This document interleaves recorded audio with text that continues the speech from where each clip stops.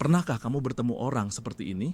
Seseorang yang bisa menjelaskan fisika kuantum dengan mudah, tapi selalu lupa makan siang. Atau mungkin seorang programmer jenius yang bisa membangun algoritma rumit, tapi interaksi sosialnya lebih kaku dari robot. Atau jangan-jangan, orang itu adalah kamu. Jika iya, kamu tidak sendirian.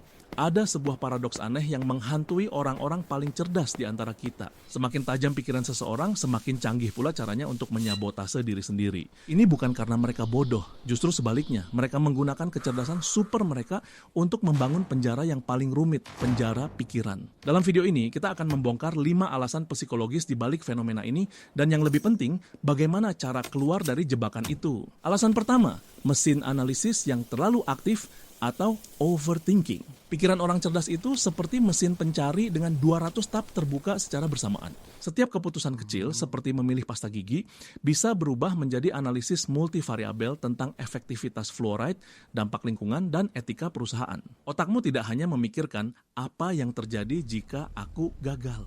Otakmu memikirkan 7 skenario kegagalan lengkap dengan subplot dan konsekuensi jangka panjangnya. Ini disebut analisis paralisis, kelumpuhan karena analisis.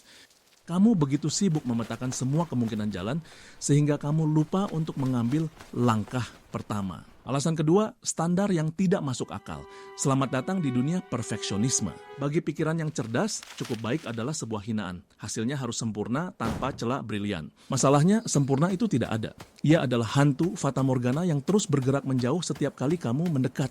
Hasilnya, prokrastinasi kronis. Kamu menunda memulai sebuah proyek karena takut hasilnya tidak akan memenuhi standar gilamu. Lebih baik tidak mencoba sama sekali daripada mencoba dan menghasilkan sesuatu yang hanya bagus. Ini adalah bentuk sabotase diri yang paling elegan, bersembunyi di balik jubah standar tinggi. Alasan ketiga, sindrom penipu atau imposter syndrome. Ini adalah efek Dunning-Kruger yang terbalik.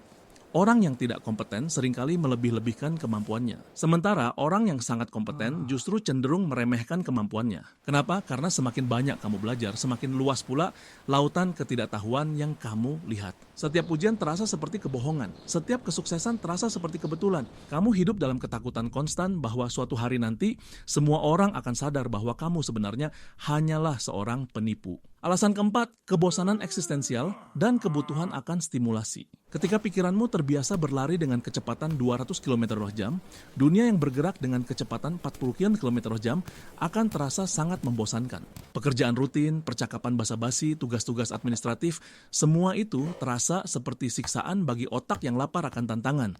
Apa yang terjadi? Kamu mulai menciptakan drama atau tantangan sendiri secara tidak sadar. Misalnya, menunda pekerjaan sampai menit terakhir. Bukan karena malas, tapi karena adrenalin saat deadline adalah satu-satunya hal yang membuat pekerjaan itu menarik. Atau terlibat dalam hubungan yang rumit, berdebat tentang hal-hal sepele, atau bahkan mencoba kebiasaan yang berisiko. Semua demi mendapatkan stimulasi. Alasan kelima, dan mungkin yang paling menyedihkan, isolasi intelektual. Sulit untuk benar-benar terhubung dengan orang lain ketika pikiranmu beroperasi pada frekuensi yang berbeda. Leluconmu butuh penjelasan. Referensi film atau bukumu tidak ada yang mengerti. Kamu sering merasa harus menyederhanakan dirimu agar bisa diterima. Ini sering disalahartikan sebagai kesombongan, padahal sebenarnya adalah kesepian. Rasa terasing ini bisa mengarah pada sinisme, depresi, dan penarikan diri dari lingkungan sosial yang hanya akan memperburuk keadaan. Oke, itu tadi bagian yang suram. Kamu mungkin merasa sangat terpukul sekarang, tapi ingat, mengakui adanya masalah adalah 50% dari solusi.